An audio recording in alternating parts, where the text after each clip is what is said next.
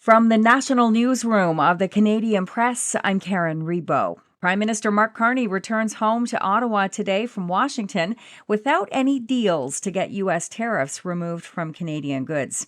But he is leaving two of his key ministers behind to keep pressing Canada's case. Canada-U.S. Trade Minister Dominic LeBlanc told reporters after Carney's second White House meeting with President Donald Trump since May that substantial progress was made yesterday and there is new momentum to make deals. The conversation between the two leaders left us very much with the sense that there's a desire to see how we can, starting with the steel and aluminum sectors, structure something that would be in the economic and security interests of both countries. He said Carney and Trump directed their teams to move quickly on sector-specific trade deals, beginning with steel, aluminum, and energy. LeBlanc and Foreign Affairs Minister Anita Anand will both stay in D.C. today for more meetings, including one between Anand and her counterpart, Marco Rubio. The union representing striking Canada Post employees says it will meet this evening with the federal minister in charge of the Crown Corporation after accusing Ottawa of trampling on the collective bargaining process. It has been almost 2 weeks since postal workers hit the picket lines after the government announced sweeping changes to Canada Post mandate. Changes that Procurement Minister Joël Lightbound said would allow the struggling institute to overhaul its operations in the midst of negotiations with the union. Now, the Canadian Union of Postal Workers is asking the minister to roll back those changes, including the end of daily mail delivery, the expansion of community mailboxes, and the closure of some rural post offices. Rob Westgate, The Canadian Press. Newfoundland and Labrador's political parties will square off tonight in a televised debate ahead of next Tuesday's provincial election. The province's tentative energy deal with Quebec will likely be a key topic.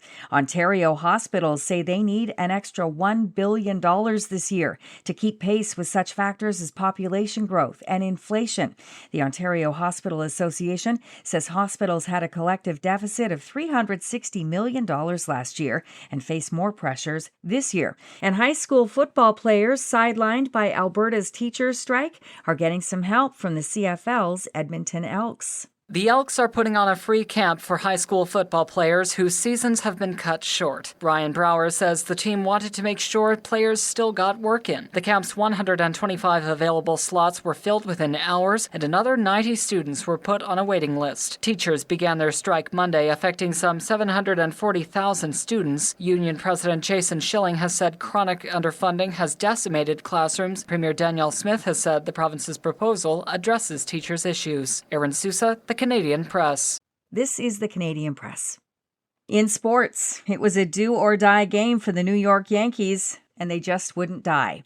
Aaron Judge hit a game-tying homer and drove in 4 runs on the night, and the Yankees staved off elimination by beating the Toronto Blue Jays 9-6 in Game 3 of their American League Division Series. A pair of critical defensive errors by Toronto revived the Yankees, who scored 8 unanswered runs. Blue Jays manager John Schneider says his team did well in taking an early lead, but the Yankees took advantage of some mistakes. It can turn on you in a hurry, you know what I mean? And I think walks and errors will kill you against this team. Game 4 of the series goes tonight, again at Yankee Stadium. Cal Raleigh's 2-run homer was among 4 Seattle home runs, and the Mariners beat Detroit 8-4 to grab a 2-1 lead in their series. The NHL regular season got underway last night. The 2-time defending Stanley Cup champion Florida Panthers scored a 3-2 win over the Chicago Blackhawks. From the Canadian Press, I'm Karen Rebo.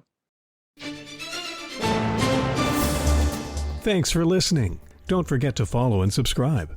For more of today's top stories, visit thecanadianpressnews.ca.